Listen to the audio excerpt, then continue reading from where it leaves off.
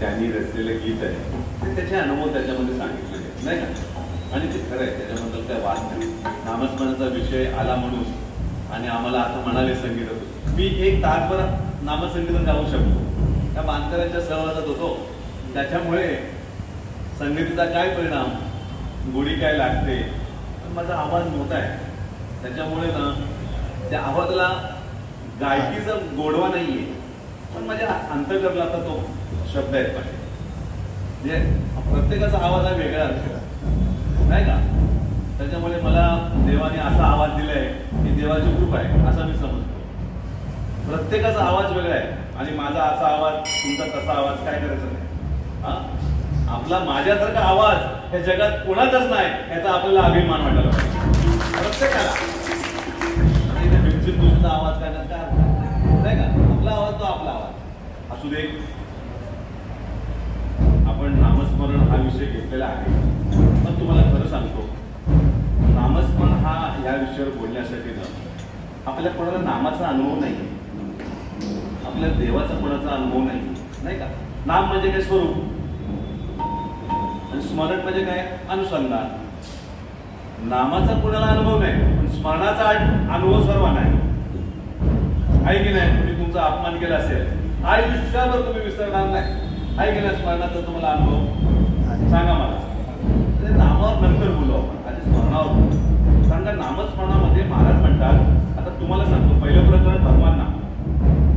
आता भगवान नाम याचा प्रवचनकारांनी सर्व काय सांगितलं असेल, पण मला काय समजत त्याचं राहून गेलं असेल तर भगवान कोणाला म्हणतात हे जर सांगून, म्हणजे सांगायचं राहून गेलं असेल प्रवचन करायचं, नंतर अनेक विषयाने चिंतन असतं, कधी कधी सांगायचं ते विसरून जातं. स्मरण आणि विस्मरण हा आपला स्वभाव आहे.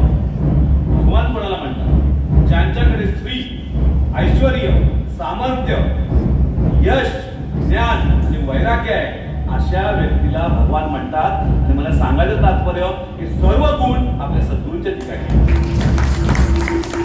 मला काय सांगायचं आहे, हे सर्व गुण आपल्या सद्गुरूंच्या ठिकाणी आहेत हे मला सांगायचं. बघा नाही का, म्हणजे आपण किती भाग्यवान आहोत, किती पुण्यवान आहोत, ते योग्य ठिकाणी आले.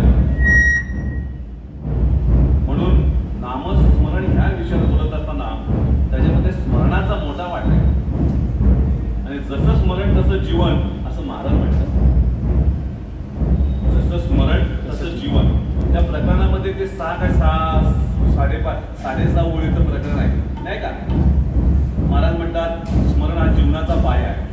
जसं आपलं स्मरण फक्त सुधारलं तर जीवन सुधारते, स्मरण बिघडलं तर जीवन बिघडते. माणूस सुधारला म्हणजे काय तर स्मरण सुधारलं, बिघडला म्हणजे काय तर स्मरण बिघडलं. आणि ह्या सर्वसामान्य माणसाचं स्मरण बिघडलेलं असतं, त्यावर एकच उपाय, देवाचं नामस्मरण. देव हा शब्द आहे ना, देवाचं नामस्मरण म्हटलेलं आहे. आता तुम्ही देव म्हटलात, आपल्याला मंत्र कुठलं दिलेलं आहे? सद्गुरूंनी मंत्र विठ्ठल दिलेलं आहे.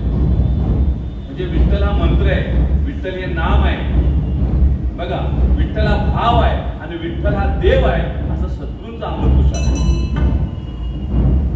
असं सद्गुरूंचं म्हणजे सद्गुरूंनी केलेलं मार्गदर्शन आहे. पण नामस्मरणामध्ये स्मरणाचं किती महत्व, त्याच्यात थोडंसं मी ना एक 5 ते 10 मिनिटं, म्हणजे जीवनाचा पाया स्मरण आहे त्यामध्ये म्हटले ना, मग स्मरणाचा पाया काय, तर हे थोडं एक 5 ते 10 मिनिटं तुम्हाला मी त्याचं मूळ सांगेन. थोडंसं कदाचित कठीण वाटेल, माझं असं काहीच नाही, सद्गुरूंचंच आहे, पण थोडंसं त्याला तत्वज्ञान म्हणतात ना, तर सांगण्याचा मी प्रयत्न करणार आहे. तर चुकलं तरी मला सांगायचं बरं का, सर्वांचं काका तुम्ही हे चुकलेत म्हणून. असं काय ना, प्रवचनकार म्हणजे सर्वज्ञानी झाला असं नाहीये, तो सुद्धा चिंतन करतोय, तो सुद्धा अभ्यास करतोय, असं काही नाही. पण सद्गुरूंनी काय नेमकं सांगितलं ना, ते मला सांगायचं स्मरणाच्या बाबतीमध्ये. म्हणजे जर जीवनाचा पाया स्मरण आहे, तर मग स्मरणाचा पाया काय? आज तुम्ही आम्ही स्मरण करतो, त्याला कारण काय? आता तुमचं आमचं स्मरण सद्गुरू काय सांगतात? भूतकाळाचं चिंतन आणि भविष्याची आहे का, ग्रंथातलंच वाक्य आहे. अजून एक वाक्य, मला हवं काय आणि मला नको काय, याचं चिंतन आहे. याच्या व्यतिरिक्त काय? म्हणजे स्मरण याचा अर्थ हे जे करतो ते चिंतन आहे, म्हणजे विचार आहे. म्हणजे सतत सातत्याने जे विचार करतो ते बहिर्मनाच्या द्वारे अंतर्मनात जातात, मूळ जातात आणि काळांतराने सुख किंवा दुःख रूपाने तुम्हाला प्रगट होतात. हे साधं शास्त्र आहे का नाही? पण मला काय सांगायचं आहे, जीवनाचा पाया स्मरण आहे, तर स्मरणाचा पाया काय? स्मरणाला काहीतरी कारण असेल. आज तुम्ही विचार करता, चिंतन करता, नाही का, काय या गोष्टी करतो, तर मग त्याला काहीतरी कारण असतात की नाही? पण त्याला जे कारण आहे ना, ते फार महत्वाचं. म्हणजे स्मरणाला अधिष्ठान आहे ना, जे संस्कार आणि संगत. ज्या स्मरणाला नाही, अजून थोडंसं आपण मागे जाऊया. संस्कार फार महत्वाचे आहेत आणि संगत फार महत्वाची आहे. मग तुम्ही म्हणाल संस्कार आणि संगत येते कुठून? मग त्याला पाया काय, नाही का? तेव्हा मग आपण मागे आलो तर संस्काराला आधार आहे ना, तर संस्कृतीच आहे.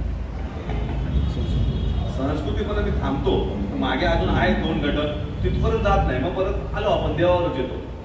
मूळ आहे ना ते संस्कृतीच आहे. त्याच्यामुळे तुमचं आमचं स्मरण काय? आज स्मरण काय? आज उपास तापास व्रतवैकल्य करतो. आता गणपती आल्यानंतर गणपतीला जाणार, स्मरण आहे की नाही? रक्षाबंधन आली, आता महिलांना काय भाऊबीज करायची आहे, स्मरण आहे. कारण का? आपण हिंदू संस्कृतीप्रमाणे आपले विचार आहेत, आपल्याला संस्कार पडले, हे मला सांगायचं. आज मला सांगा, आपल्या सत्संगाचा आता बाजूला दुसरा धर्म आहे, नाही का? आपण उपास तापास करतो, तीर्थयात्रा करतो, नाही का, मूर्तीची पूजा करतो. ते लोक करतात का? कारण त्यांच्यात ते संस्कार नाहीये. म्हणजे सांगायचं तात्पर्य, ज्या संस्कृतीमधून संस्कार येतात त्याप्रमाणे आपलं स्मरण होतं, हे मला सांगायचं. आपण करतो की नाही सर्व संस्कृती हे 2 प्रकारचे आहेत, बरोबर का? मी डिटेल्स मध्ये थोडं 5 मिनिटं तुम्हाला पण ते मूळ सांगेन, मग पुढे आपण नंतर बघूया. संस्कृती 2 प्रकारची आहे आणि आपलं भाग्य त्या दोन्ही संस्कृतीचे संस्कार आपल्यावर आहे. त्याला एक साधी संस्कृती म्हणतात आणि एक मानव निर्मित संस्कृती म्हणतात. दोन्ही संस्कृती महत्वाची बरं का?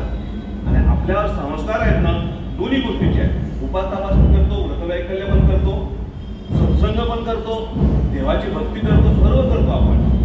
पण इतर ठिकाणी असं केलं जात नाही, एकच केलं जातं. म्हणून साधी संस्कृती आणि मानव निर्मित संस्कृती एक 5 मिनिटात सांगणार मी आणि मग पुढे जाणार. साधी संस्कृती म्हणजे व्याख्याच केली सद्गुरूंनी बरं का. साध्या संस्कृतीची व्याख्या केलेली आहे. देवाची कल्पना, धर्माची भावना, बघा, देवाची कल्पना, धर्माची भावना, तुमच्यावर झालेले संस्कार, शिक्षण, धर्माभिमान